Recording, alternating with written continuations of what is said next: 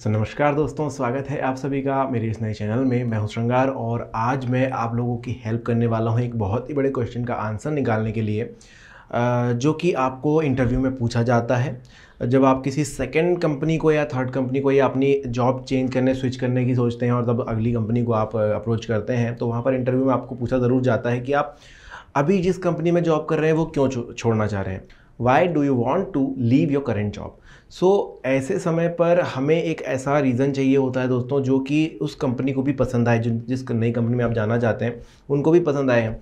तो किन किन बातों का ख्याल रखना है, क्या क्या चीज़ें वो आपसे निकलवाना चाहते हैं, क्या क्या चीज़ें वो एनालाइज करेंगे आपके आंसर से, उनके बारे में बात करते हैं। तो दोस्तों, जो भी आपका आंसर होगा ना, उससे वो एक चीज़ तो ये पता लगाना चाहते हैं, सबसे पहला कारण, कि क्या पुरानी कंपनी को छोड़ने में कुछ ऐसा कारण है जो कारण उनकी कंपनी भी आपको कुछ समय में दे सकती है। मतलब आपने कह दिया यार वहाँ पर सैलरी कम थी, मैं तो 6 महीने काम किया, सैलरी नहीं बढ़ाया उन लोगों ने, या वहाँ के बॉस जो थे बहुत ज़्यादा काम कराते थे मुझसे, जितना वर्क टाइम था उससे कुछ ज़्यादा मुझे काम करना पड़ता था।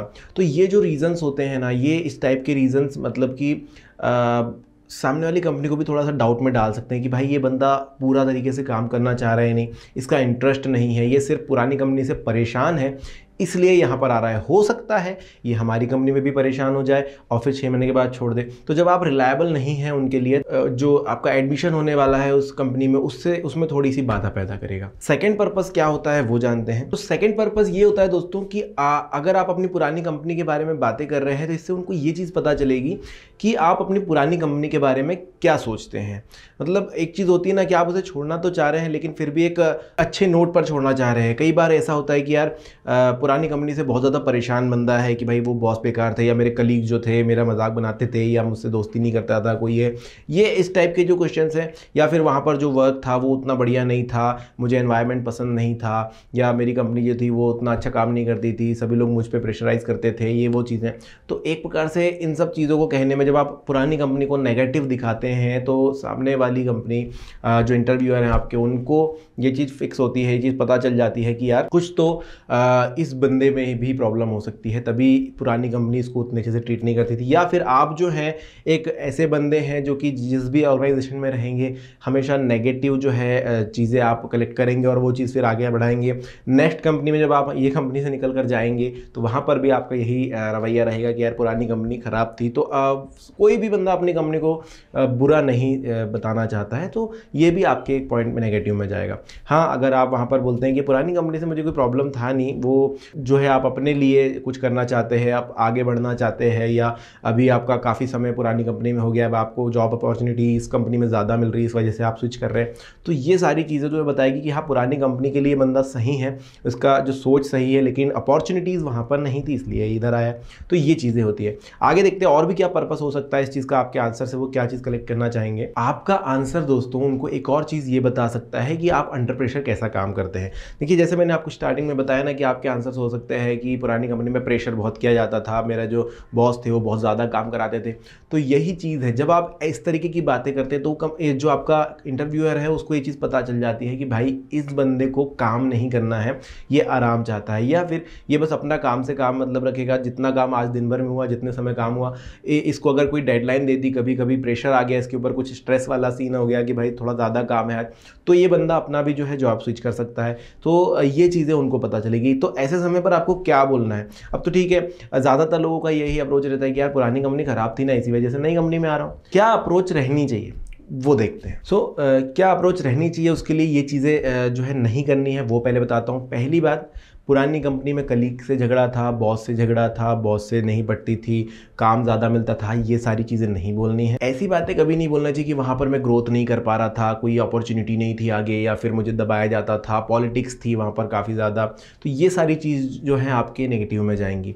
बोलना क्या है वो आगे देखते हैं। एक बेसिक आंसर दोस्तों, मैं हमेशा जो कहता हूँ कि आप जो है वो दिखाइए। अब हो सकता है कि आप ट्रांसफ़र चाहते हैं, रिलोकेट करना चाहते हैं अपनी जगह से, आप जहाँ रहते हैं वहाँ से अभी आपकी कंपनी जो है वो दूर पड़ रही है, तो आप स्विच इस वजह से कर रहे हैं। तो ये एक जेन्युइन आंसर हो सकता है कि मुझे रिलोकेट करना है, इस वजह से मैं जो है नई कंपनी ट्राई कर रहा हूँ। या फिर आप कुछ इस तरीके से बता सकते हैं कि अभी तो मैंने काफ़ी ज़्यादा काम उनके साथ कर लिया, अब मैं चाहता हूँ कि और भी स्किल्स सीखूँ, और भी ज़्यादा अपने आप को एक्सप्लोर करूँ, काम ज़्यादा करूँ, तो ये चीज़ हो सकती है कि ज़्यादा से ज़्यादा आप सीखना चाहते हैं, कुछ नई अपॉर्चुनिटी देखना चाहते हैं, अपना स्किल्स बढ़ाना चाहते हैं, तो ये हो सकता है। एक चीज़ और आप कह सकते हैं कि वहाँ पर जो जॉब प्रोफाइल था उससे ज़्यादा आपको कुछ रिस्पॉन्सिबिलिटीज़, अभी उसके तरफ आप सीख कर रहे हैं कि मुझे ज़्यादा रिस्पॉन्सिबिलिटीज़ मिले, ज़्यादा अच्छा जॉब रोल हो, तो मैं उसके लिए आगे बढ़ रहा हूँ। तो ये कुछ चीज़ें हो सकती हैं।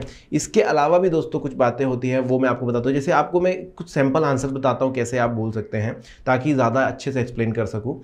वैसे सैम्पल आंसर जो मैं बता रहा हूँ, हालांकि मैं सभी वीडियोस में बताता नहीं हूँ, बट आपको बताने के लिए, एक आइडिया देने के लिए मैं बता रहा हूँ। तो इसको लिख लेना और उसको ही वापस जाके दोहराना ज़रूरी नहीं है। अपना एक आंसर बना सकते हैं अपने अकॉर्डिंग कि आप किस तरीके से बिहेव करने वाले हैं। चलिए मैं आपको सैम्पल आंसर देता हूँ। तो दोस्तों एक आंसर आप इस तरीके से बना सकते हैं कि I have been working at this private limited as an office assistant for over 1 year और 2 ईयर, जितना भी टाइम पीरियड आपने किया है। My skills have greatly improved in this period. I think this is a good time for me to test my skills at a greater stage. So देखिए यहाँ पर वो बता रहा है कि मेरी जो स्किल्स है काफ़ी ज़्यादा मैंने इंप्रूव करी हैं और अब मैं जो चाहता हूँ कि मेरी स्किल्स और ज़्यादा बढ़ें। तो दोस्तों देखिए यहाँ पर जो है उन्होंने यही बताया, हम आप ये बता रहे हैं कि अभी तक जो मेरी स्किल्स थी मैंने काफ़ी कुछ सीखा मेरी पुरानी कंपनी से, लेकिन अभी मैं चाहता हूँ कि मैं और ज़्यादा स्किल सीखूँ और ज़्यादा रिस्पॉन्सिबिलिटीज़ लूँ। आगे बढ़ते हैं। I am ready to step up to the opportunity available at your company as I take this next move in my career. So अब आप अपने करियर के लिए थोड़ा सा ज़्यादा कुछ चाहते हैं, अच्छा रिस्पॉन्सिबिलिटीज़ चाहते हैं, तो इसलिए आप स्विच कर रहे हैं। तो ये एक आंसर जो है आपको एक पॉजिटिव नोट पे रखता है। ना ही आपने पिछली कंपनी की बुराई करी है, ना ही आपने वर्कलोड के बारे में कुछ बोला है। आप सिंपली एक्सप्लेन करना चाह रहे हैं कि आप पुरानी कंपनी से नई कंपनी में स्विच कर रहे हैं ताकि आप अपने आप को इम्प्रूव कर सकें। अगला जो है सैम्पल आंसर वो मैं आपको बताता हूँ। दोस्तों अगला आंसर हो सकता है I am looking out for an opportunity that allows me to work on interesting as well as challenging projects. So अभी तक आपने जो भी किया उन चीज़ों को साइड में रख देते हैं, उन चीज़ों से अभी ज़्यादा वो नहीं रखना है। अभी आप सिंपली अपने आप को ये बता रहे हैं कि मुझे ज़्यादा अपॉर्चुनिटीज़ दिख रही हैं, मैं अपने आप को थोड़ा और आगे बढ़ाना चाहता हूँ, थोड़ा ज़्यादा और फोकस होना चाहता हूँ, इसलिए मैं ट्राई कर रहा हूँ। तो ये चीज़ें हैं जो आपको पॉजिटिवली आगे लेकर जाती है। वरना इंटरव्यूअर अगर आप एक भी नेगेटिव चीज़ें सोचते हैं, पुरानी कंपनी का कुछ बोलते हैं, तो वो चीज़ें थोड़ी सी आपको पीछे ही धकेलेंगी, क्योंकि वहाँ से आपका एक नेचर पता चलता है।